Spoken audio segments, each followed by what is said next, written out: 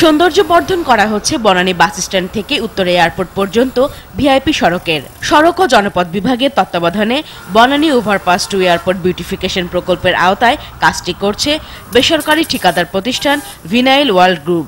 এজন্য রাস্তার দুধারে কৃষ্ণচূড়া, রাধাচূড়া, শিশুসহ নানা জাতের দেশি গাছ কেটে চীন থেকে আনা ফাইকাস নামে বিশেষ প্রজাতির বনসাই গাছ লাগানো হয়েছে।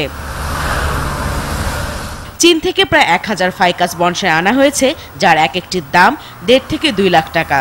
সে হিসেবে গাছগুলো আনতেই খরচ হয়েছে 3 কোটি টাকা। এখন পর্যন্ত 12 থেকে 15 ফুট উচ্চতার প্রায় 100টি বনসাই গাছ লাগানো হয়েছে। গাছের গোড়ার প্ল্যাটফর্ম তৈরি করতেও খরচ হয়েছে অনেক টাকা। আর প্রতিদিন পানি দিতে লাগছে 7 থেকে 8,000 টাকা। দিনে 3 বার স্প্রে হয় এবং সকালবেলা, দুপুরবেলা, সন্ধ্যাবেলা। আর গোড়ে পানি দেওয়া হয় 2 বার। অনেক টাকা খরচ হয়, তেল খরচ এবং লোকের বিল, পানির বিল। কাজ শুরুর পরপরই এই নিয়ে নানা মহলে সমালোচনার ঝড় ওঠে। পরিবেশবিদরা বলছেন বনসাই মোটেও পরিবেশ বান্ধব নয়। বাংলাদেশের পরিবেশের সঙ্গে বেমানান বলে এসব বনসাই কোনো উপকারেও আসবে না। এই বনসাই কি আমার অক্সিজেনের কারখানা?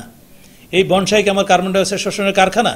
আমাকে প্রথমে যে কাজটা করতে হবে যে ঢাকা শহরের পরিবেশের জন্য যেটা দরকার এমন সমস্ত গাছপালা লাগাতে হবে যেগুলি আমার অক্সিজেন যোগান দিবে এবং কার্বন ডাই অক্সাইড শোষণ করবে। সেই ধরনের গাছ এবং একই সঙ্গে চেষ্টা করা উচিত সেই গাছগুলো আমাদের দেশীয় প্রজাতি হওয়া। সৌন্দর্য অবশ্যই দরকার আছে, কিন্তু সৌন্দর্য বর্ধনের নামে আমি পরিবেশ কিন্তু বিপর্যয় ঘটাতে পারি না। আমার কাছে ব্যক্তিগতভাবে এটাকে প্রকৃতি বিরুদ্ধ মনে হয়। এই দেশে যেখানে একটা বিচি ফেলালে একটা গাছ আপনা আপনি হয়ে বড় হয়ে যায়, সেখানে পাখি বসে, সেখানে ফুল ফোটে, সেখানে এই বনসাই সৃষ্টি করে সৌন্দর্য বর্ধন না সামাজিকভাবে গ্রহণযোগ্য, না প্রাকৃতিকভাবে গ্রহণযোগ্য, না অর্থনৈতিকভাবে গ্রহণযোগ্য। এটি একটি মারাত্মক ভুল রাজনৈতিক সিদ্ধান্ত। হঠাৎ করে কেন এত ব্যয়বহুল প্রকল্প? এর তেমন কোনো জবাব খুঁজে পাচ্ছেন না পরিবেশবিদরা। কোটি কোটি টাকা যায় হচ্ছে ভুল গাছ সিলেকশনে, গাছের পরিচর্যা না করে, এবং গাছগুলো তো অনেক সময় মরে বা ঝড়ে হেলেও পড়ে থাকে, এগুলো সরাতেও 3-4 দিন সময় লাগে।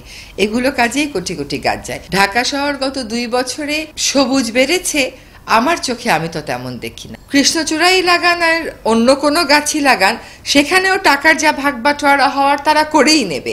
এ নিয়ে জানতে চাইলে ঢাকা সড়ক বিভাগ কর্তৃপক্ষ জানায় তীব্র সমালোচনার মুখে আপাতত ফাইকাস বনসাই লাগানো বন্ধ আছে।